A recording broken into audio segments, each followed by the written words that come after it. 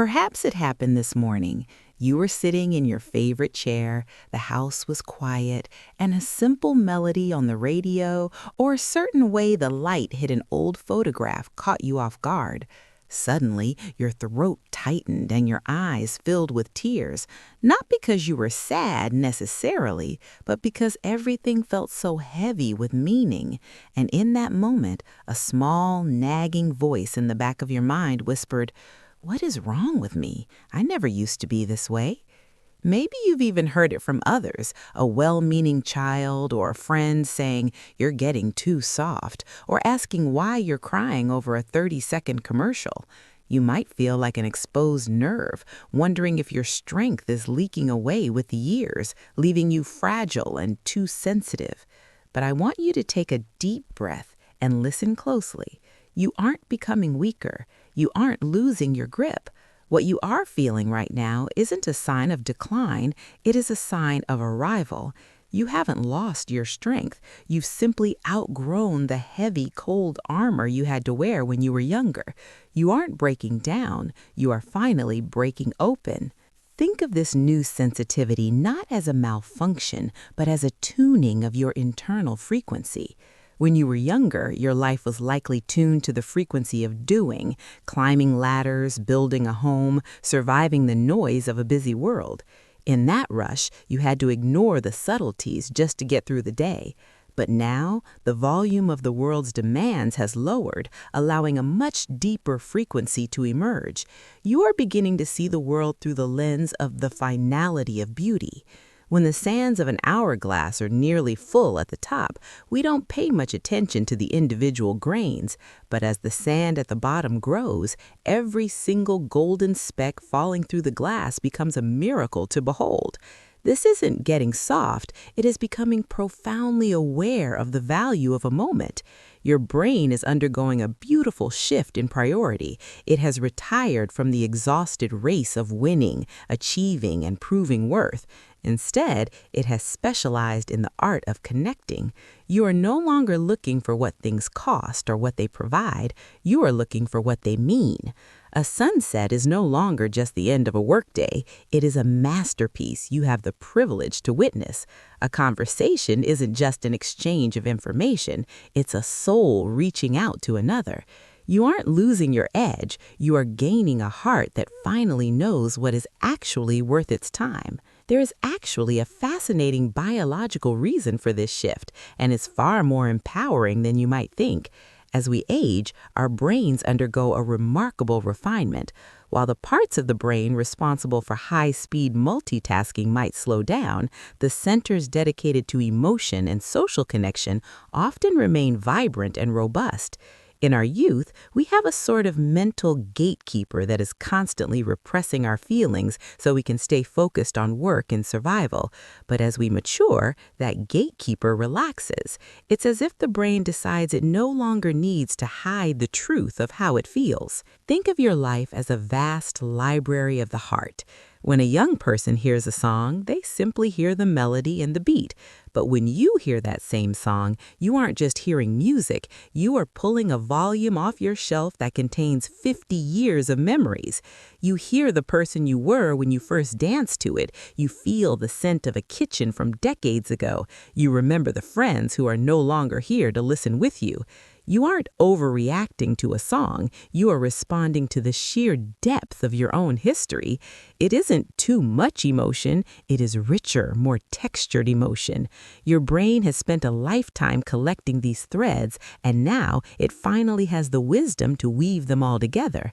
You are experiencing the world in high definition for the very first time.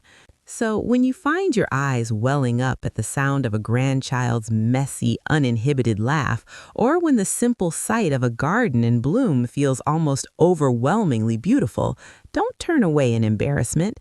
When a nostalgic melody makes your chest ache, or the weight of a simple goodbye feels heavier than it used to, know that there is a profound dignity in that reaction.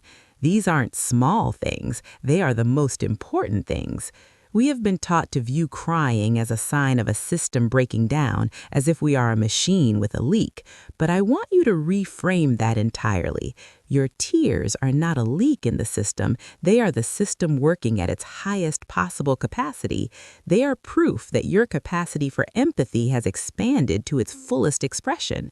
To be moved by the world is a superpower.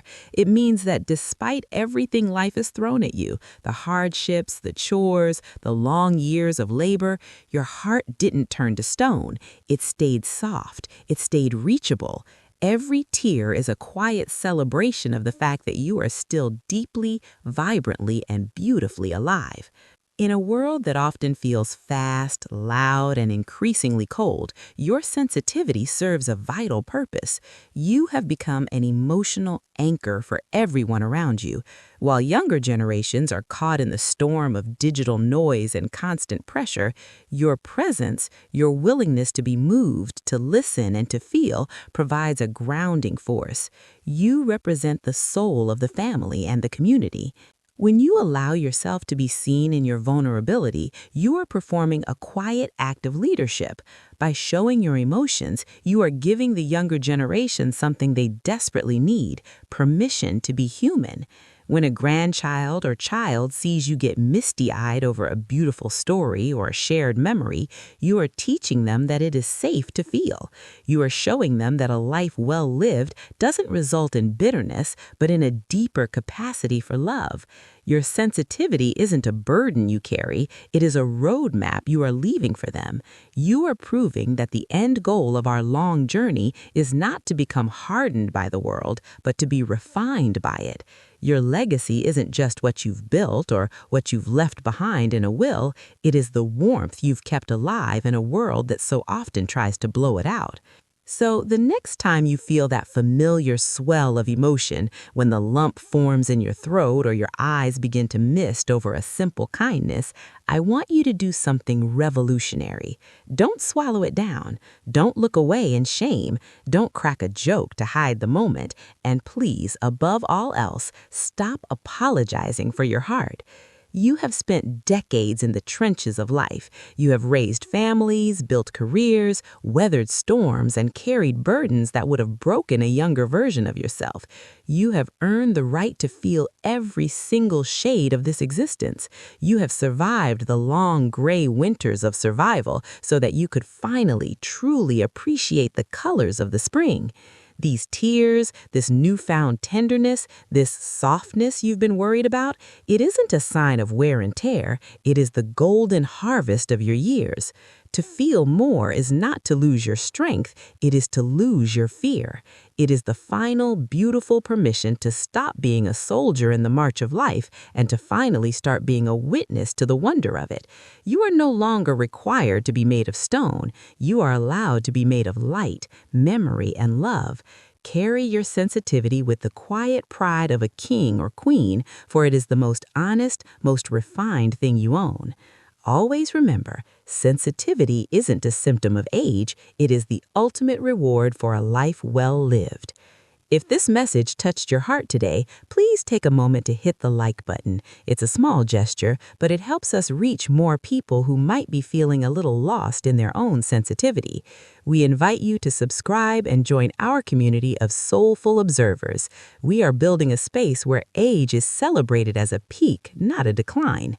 And most importantly, we want to hear from you in the comments below.